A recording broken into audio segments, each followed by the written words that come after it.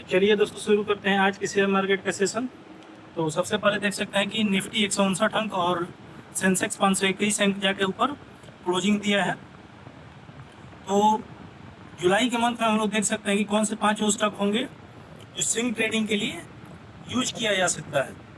तो देखते हैं सबसे पहला स्टॉक हम लोग देखते हैं लार्ज कैप कैटेगरी से।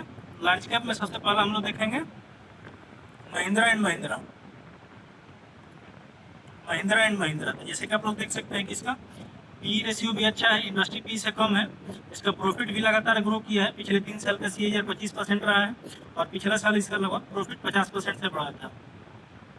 कंपनी अच्छी है, लार्ज कैप कंपनी है, स्टेबल कंपनी है, ज़्यादा इसमें वॉलेटिलिटी नहीं होता है। तो चलिए देखते हैं स्विंग ट्रेडिंग करने का क्या पर्पस है। सबसे पहले देख सकते हैं कि ये 3800 का हाई लगाया है और 3800 का हाई लगाने के बाद यहाँ कंसोलिडेट कर रहा है लगातार। यानी कि जब ये कंसोलिडेशन में रहा है ऊपर जाके रिटर्न दिया ही है। यानी कि 3200 से अगर ये प्रीवियस हाई को अपने टच करता है तो लगभग 20% का गेन ये दे सकता है। जैसे कि हम लोग देख सकते हैं कि यहाँ भी कंसोलिडेट किया था, इस जगह पे भी कंसोलिडेट किया तो ऊपर 15 से 20% गया था।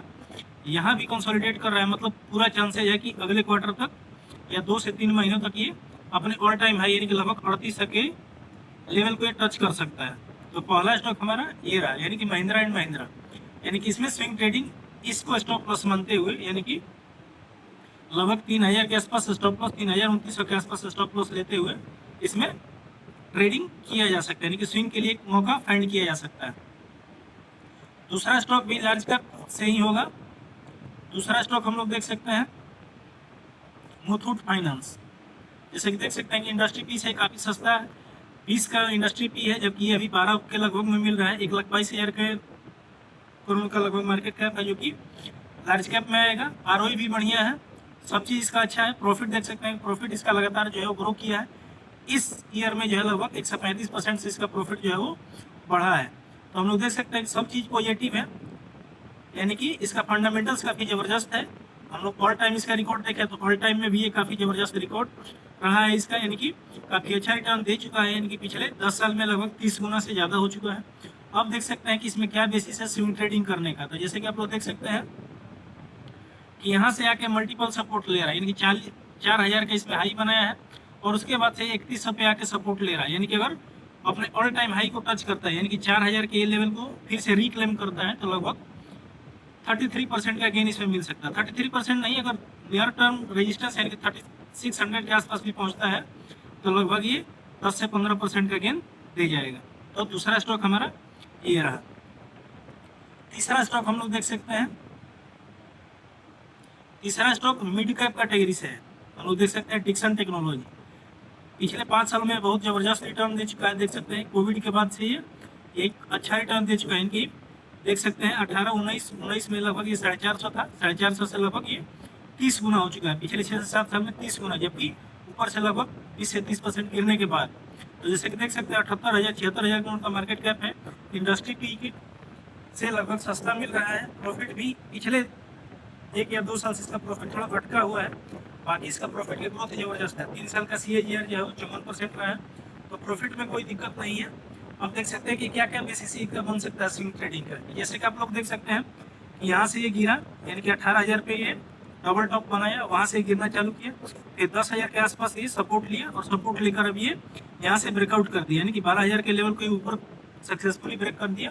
यानी कि अब ये 18,000 की दूर जा सकता है, यानी कि 18,000 के लगभग जाता है तो लगभग 20 से 25% का गेन ये आराम से देके जाएगा। तो उस साइड अगर मूव करता है तो आराम से आप लोग इसको खरीदारी कर सकते हैं, धीरे धीरे करके इसमें भी आप अपनी हिस्सेदारी बढ़ा सकते हैं। लार्ज कैप कंपनी है तो ज़्यादा इसमें, मिड कैप कंपनी है तो इसमें ज़्यादा तेज भी नहीं भागेगा और स्लो भी नहीं भागेगा। तो कुल मिलाकर एक स्विंग ट्रेडिंग के लिए एक परफेक्ट कॉम्बिनेशन है। तीसरा स्टॉक हम लोग देख सकते हैं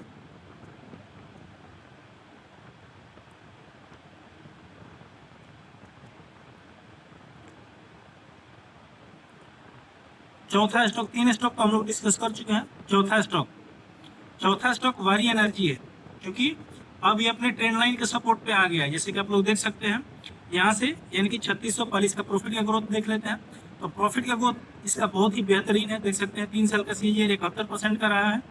मार्केट कैप इसका लगभग 82,000 करोड़ का है, यानी कि ये भी एक मिड कैप कंपनी है, लार्ज कैप कंपनी तो नहीं कह सकते, मिड कैप और इंडस्ट्री पी से काफ़ी सस्ता मिल रहा है और इसका आने वाला समय काफ़ी बढ़िया होगा। यानी कि ये जिस सेक्टर में काम करती है उसका अभी सेक्टर जो है पीक पे नहीं पहुंचा है, यानी कि आने वाले समय में काफ़ी अच्छा रिटर्न दे सकता है, यानी कि मल्टीबैगर ये रिटर्न दे सकता है, क्योंकि अभी इस थीम का ग्रोथ आना बाकी है। यानी कि आप लोग देख सकते हैं कि इंडस्ट्री पीस का 50 का लगभग है, अभी 21-22 के पी पे मिल रहा है। तो ये एक अच्छी कंपनी है। चलिए इसका टेक्निकल्स देख सकते हैं।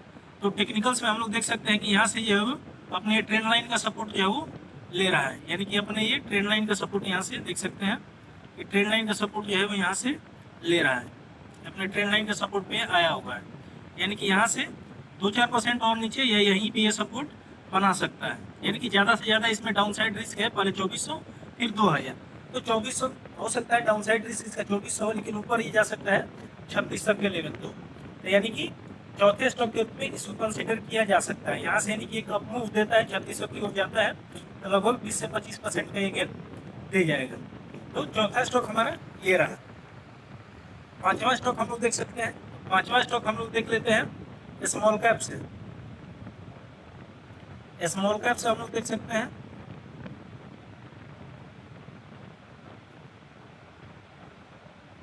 रेडिंगटन। स्मॉल कैप 21 करोड़ का मार्केट कैप है।